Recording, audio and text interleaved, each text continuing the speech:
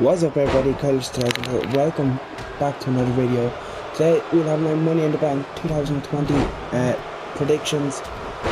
I know I've just been uploading Universe Mode, but that's because I've just been busy and I wanted to get those Universe Mode videos out. The SmackDown one actually dropped today. I had it ready to go Friday, but I accidentally put in the Raw intro and I only realised after I had it rendered. So I had to render it again, and then when I was rendering yesterday, my laptop crashed and I had to start it over again. So yeah, but it was out this morning. The Raw one will be out sometime next week. I want to try to get it out by Monday, but I'm not sure if I will because Money in the Bank's tonight, so it depends on what time I wake up tomorrow. And I have an exam, my last college exam, Tuesday. So after that, you can expect regular videos. Fire Promoter will return this week, and of course, as you can see, my predictions. I don't know if I'll do reactions. So if I do reactions, Raw will probably be Tuesday or Wednesday. If I don't, it might be tomorrow. But yeah, anyway, just now that that's out of the way, let's head into my predictions for Money in the Bank 2020. Of course, the Money in the Bank ladder matches will not be taking place like this as you see in the ring. It will be in Titan Towers in Stamford, and they have to make their way up through the top. DDT have done shows like this before and are very good, and that's how I hope WWE do. I hope they shoot like DDT would and not cinematic, because I just feel like it would be better that way. And if they do 3 cinematics in the space of a month basically since the WrestleMania, because Gargano, Ciampa, the Boneyard, and then this, I feel like it's a bit overkill. And so yeah, I'm hoping they shoot it like DDT would, but of course not just the Money in the Bank matches that will be taking place. So let's just get into them with the pre-show matchup between Jeff Hardy and Cesaro. I'm going with Jeff Hardy. I would love to see Cesaro get a win. I love Cesaro, but Jeff Hardy's my favourite wrestler of all time. And it's not just because of that I want him to win, or I think that he will win. He just came back on SmackDown, so I think they'll give him the win. Surprised this is on the pre-show, but considering some of the other matches on the card. But yeah, I'm just going to go with Jeff Hardy to get the big return win, even though I'd love to see Cesaro start getting pushed. Speaking of matches that I think should be on the pre-show but it's actually on the main show, it's MVP versus R-Truth. I'm not going to lie, I don't know if there's any build behind this. I haven't been keeping up with the weekly programming. I've only seen some stuff on Twitter. I haven't watched the WWE show. I've watched a couple of NXTs, but I haven't been loving NXT lately, so I haven't watched the last 2 weeks. But I'll probably catch up on them eventually. I'm going off track here anyway. But yeah, I haven't been watching Raw or SmackDown. I haven't seen any WWE except some clips online since Mania, so I don't really know the build behind this match. So I'm just going to go with R-Truth to get the win. He seems to be... I feel like he deserves the win here. I don't see any reason behind MVP getting a win. But because Truth's been doing some great stuff with the 24/7 title, of course he doesn't have that anymore. It'd be nice to see him pick up the win on pay-per-view. Fatal 4-way tag team match for the SmackDown tag titles. The New Day face off against Miz and Morrison, the Forgotten Sons, and Lucha House Party. I'm going with the New Day. It makes the most sense. They've only recently won the titles back from Miz and Morrison on a random episode of SmackDown, so I don't see them hot-shotting the belts again, or at least but the New Day don't really need the belts. The Forgotten Sons just got called up, so maybe a win would be more beneficial to them. But I can see the New Day picking up the fall on the Lucha House Party, which leads to the Forgotten Sons getting a title shot 2-on-2 down the line. But you could also argue that they could win him against the New Day again. and go back that way, but I don't want him to hotshot the belts again as quick. So I'm just going to go with New Day to win and retain the belts, but the Forgotten Sons getting another shot down the line. SmackDown Women's Championship match, Bayley versus Tamina, and we all know Tamina's won this. Right, no, seriously, Bayley wins. If Tamina wins this, I will be shocked. I honestly don't have any reactions if Tamina Snuka leaves with the women's title. Then WWE Championship, McIntyre versus Rollins. It's got to be Drew. I don't see him losing the title so quick after Mania. And I think this will be a good match. I think sets the right person for him to have his first proper defense. I haven't seen the Big Show match, but like I know what happens. But like the proper first feud and big title match, I think Rollins is the right person for him to go against. But yeah, I don't see Drew dropping the title here.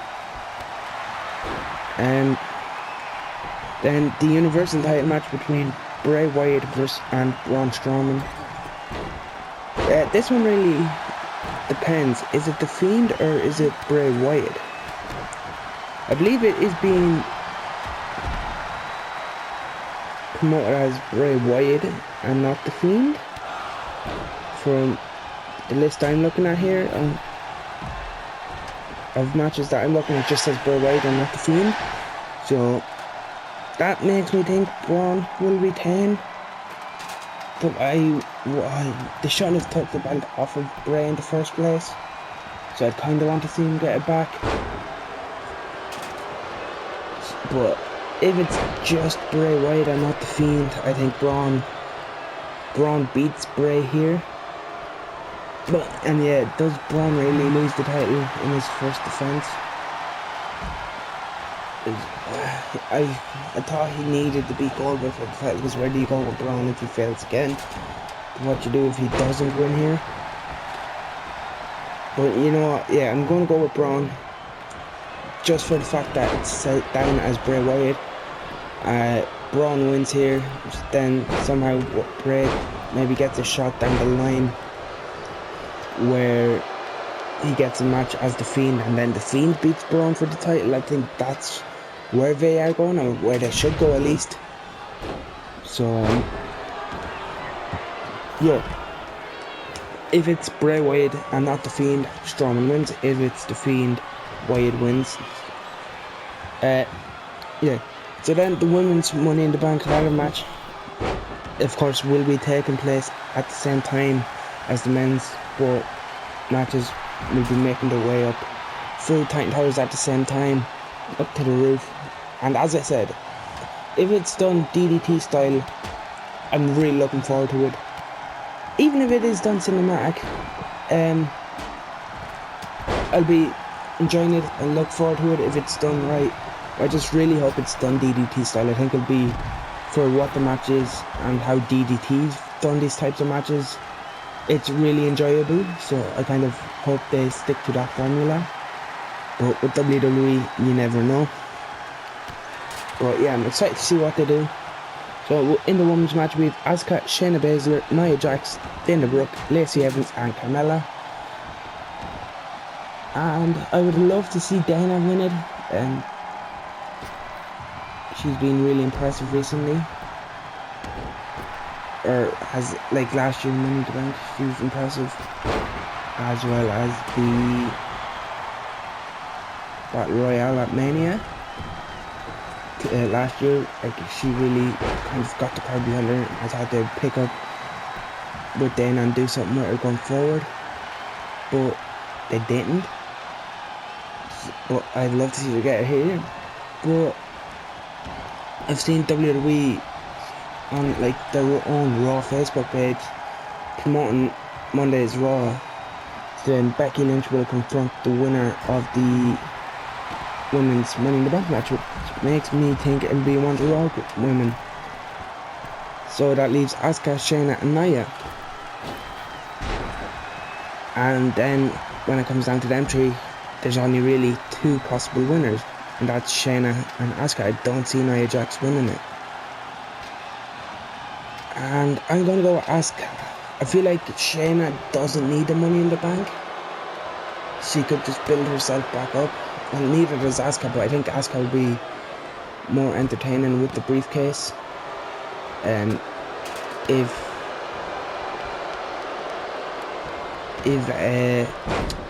Shayna wins it, I feel like she'll just call out Becky and say I'm cashing in right now. But Asuka, I think she's been like really entertaining from the clips I've seen of these empty arena shows. So I'd like to see her get it. So I'm going to go with Asuka, even though I think it might be Shayna Baszler. Then, of course, the men's Money in the Bank ladder match, same style as the women's. Daniel Bryan, Rey Mysterio, Aleister Black, King Corbin, Otis, or AJ Styles. And I'm just going to say it, I want Otis to win. Imagine Otis with the Money in the Bank briefcase, it would be great.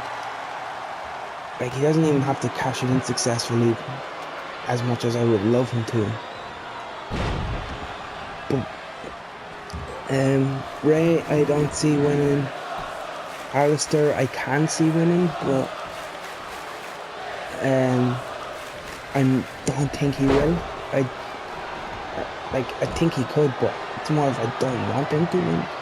I always prefer when a heel has the briefcase to, like, because you never know when to cash in. When it's a face, it kind of, I don't know, the element of surprise isn't as much, because they normally, well, no, they can be surprising, but I think a heel going around teasing it is what's best with the briefcase.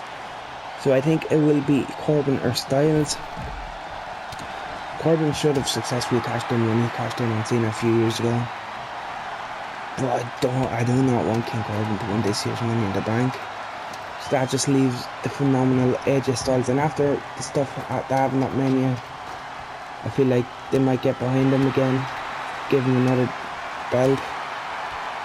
So yeah, as much as I'd love Otis to win it, like we all know he won't, I could see Aleister Black, and I wouldn't be against Aleister Black, I just would rather a heel win it.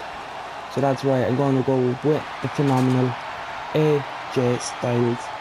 So yeah, that's going to be it for this video. Leave a like hit the like button, leave a comment, let me know who you think will win the 2020 men and women's Money in the Bank. Subscribe if you're not already, and I'll see you in the next one.